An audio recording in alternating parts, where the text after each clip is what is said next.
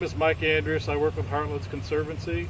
And here's Mark Rosen with the City of Highland and Ryan Hummer with the City of Highland. And we did some planning over a year and a half, 2 years ago in the watershed.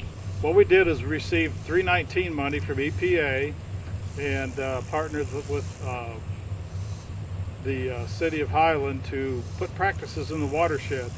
And one of the things we looked at was ways to catch sediment around the lake, and we came up with this site, which is twofold. It's a pond that's designed to trap 90% of the sediment, and also as a secondary benefit, it's going to be used to put fish in and raise small fish throughout the summer and release them in the fall, or wait till spring to help the fishing in the lake. And then behind me on my right side is a wetland that we also had as a part of the plan. This is a concrete structure that is going to be used to capture the fish when they start coming out of the pipe. I know Mark has had some experience with the fisheries person, and I don't know if you have anything you want to add to your parts of the program with the two guys, because we couldn't have done it without your help. Yeah, we're going to work with the Illinois Department of Natural Resources with Fred Cronin. He's the fisheries biologist, so we'll work with him on what fish to stock, when to do the stocking in the main part of Silver Lake, and what practices to implement as far as the fish go. Mark can elaborate a little bit on what we did as far as we added a rock chute for the wetland overflow, which is going to be really cool aesthetically to the lake as well as to the visitors. Yeah, and from my standpoint, about 20 years ago, we realized the importance of the value of our water supply, and at the time, our Silver Lake Commission put together priorities of what we need to be addressing.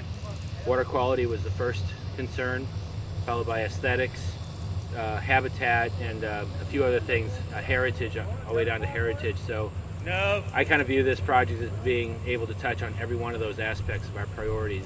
From the water quality is the most evident, all the way down to heritage, where we've unearthed some magnificent boulders, incorporating them back into the structure, and letting people kind of appreciate the beauty of those boulders. So it's touching all of the aspects of our priority plan. The portion of the heritage portion of the management goals that we set forth. Another aspect is obviously the recreation is very important to us in Highland Parks and Rec. But yeah, we were very fortunate in a way to be able to unearth these boulders. I don't know how old they are, but they're considerably old, and we kind of designed it to where it's basically a spillway structure with our wing walls, and during heavy rain events, it's probably going to be the premier place to come and get photos. So we've also been able to use similar boulders at another location in the park. So in a sense, it all ties together and just enhances the aesthetics and everything. Okay, where we're at now is down at the lower end of the chute and the rock feature. And you can see how it's going to cascade down, and I'm not sure if we said it earlier, but what we did between the voids is actually had the cement plant mix a grout to match the stone, and did a wonderful job with that. But we'll finish out this side with stone at least 2 feet up on height, shape the bank back, and then get it seated. But the whole idea of this is for storm flow, and if you can see in the background, there's a tractor with a couple pull scrapers behind it. That's the emergency overflow for the pond that was in the video earlier. And they can manage the water level in the pond to make it go down that spillway, which will be sodded or seeded, and fill the wetland and run it back through here if they want to provide water to get it to flow. Another thing they've explored is maybe a pump, to put a pump in here and cycle it through and have a continuous flow of water, just to have something to be aesthetic for the people that use. So this is another perspective of the rock chute waterfall that we were looking at from down there. Basically the wetland area, the pond, the wetland area this will be the overflow. So we'll have constant flow of water draining over the rocks and into the main lake. A cool feature that we added is basically we have a nature trail that we've had for years at Silver Lake that goes all the way to Interstate 70 and makes a loop and comes back to the park. You'll be able to traverse right across the rocks. There'll be a step here. You'll step down onto the main rock that I'm standing on, step up, and then actually go right onto the trail, which is about 5 miles there and back. So it'll be another cool feature for the park, for our guests to enjoy, and ought to turn out really cool. All right. Well, we're looking at a very small portion of Silver Lake. Silver Lake's about 550 acres. It was built in 1962, and basically it was built as a result of a drought Highland and the area suffered through the 1954-1955 when our old city lake dried up. So the mayor at that time, L.G. Beard, said that it was imperative for the City of Highland to have sustainable water for our community. So through a lot of aches and pains and trips to Springfield, we were able to get Silver Lake built, and it's been the water supply for Highland and surrounding areas since 1962. Okay, again, we moved up on top of the dam. Where I'm standing is actually a little bench area, about 10 feet, that's just above the fish catch basin structure we looked at. And this is going to be incorporated as part of their trail system, though. People will be able to come in through here and use this as a trail.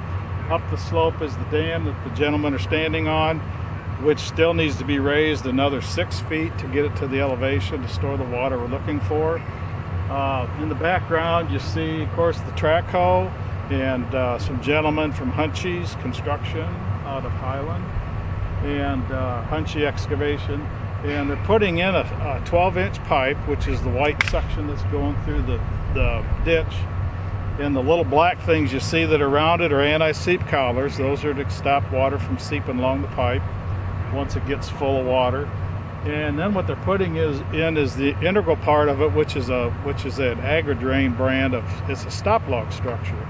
And what it is, it's 14 foot tall, and it's got 20-inch wide PVC little boards that are about a half an inch thick that slide up and down, and there's a couple dozen or so in it. And what they do is, if they want to manage the water level, they just take this hook device and grab the boards and lift them up. And what the goal is the fish apparently wait till the very end when a pond is drained before they come out the pipe to the catch basin. So what we're looking at doing is, these gentlemen Mark will probably come in here and take out some of the boards, maybe get within 3 or 4 feet of the bottom of the pipe and lift that board up, and the water goes through and drains out. And then once the lake gets drawn down to that elevation of that stop log, which is be 3 feet deep, then the biologists and whoever wants to catch a fish, then they can go in and pull the boards off, let the fish come out, and then they don't have to wait for a day or two for it to drain. It'll be ready to go within a matter of an hour or so, and then they do their thing on collecting the data and what they need to do before they introduce them into the lake. So what we have to do yet is get another collar on, extend a pipe past the track hoe into the lake, and then backfill all this with soil, and again raise the dam 6 more feet, and it'll be finished.